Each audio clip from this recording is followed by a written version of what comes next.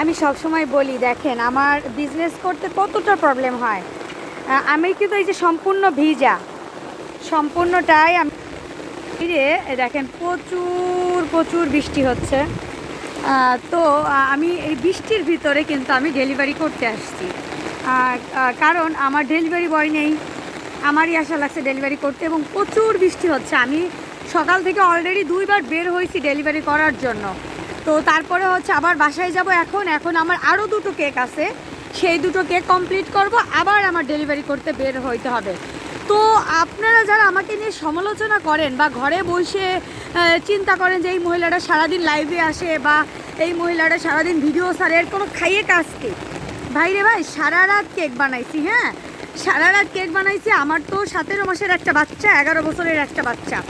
তো সারা রাত কেক বানানোর পর সকাল থেকে সেই কেক নিয়ে আমি ডেলিভারি করেই যাচ্ছি। তার ভিতর ছেলেরে ঘুম থেকে উঠায় খাওয়াইয়ে, বড়টার স্কুলে পাঠাইয়ে, তারপরে রান্না করে আমি কিন্তু সকালবেলা থেকে 2টো কেক ডেলিভারি হয়ে গেছে আমার।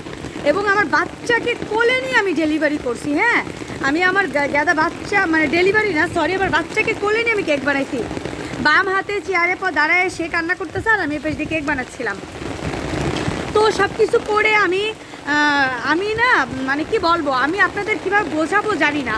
যারা ঘরে বসে মোবাইল চাপেন আর ভাবেন যে এই মেয়েটা লাইভে আসে বা এই মেয়েটা সারাদিন এইটা সেটা ভিডিও দেয় আর আমার শাশুড়িকে নিয়ে নিয়ে দেখান বা সমালোচনা করেন, তারা কোন অধিকারে সমালোচনাগুলো করেন বলেন তো?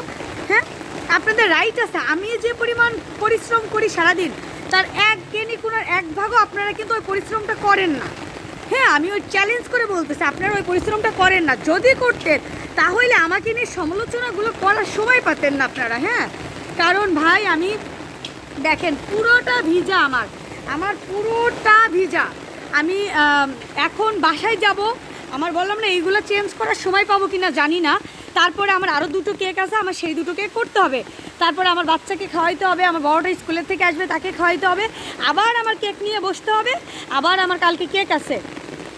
তো সারাদিন নিজেকে আমি আজ 2 দিন গোসল করার সময় পাইনি, কালকেও করিনি, আজকেও পর্যন্ত আমি গোসল করতে সময় পাইনি। তো অনেকে আবার একটা অ্যালিগেশন আসতে এলো আমার সম্পর্কে। মানুষ মনে করে যে মানে কি বলবো, চেহারা একটু আল্লাহ মাশাআল্লাহ সুন্দর দিছে, তো কিছু করার নাই।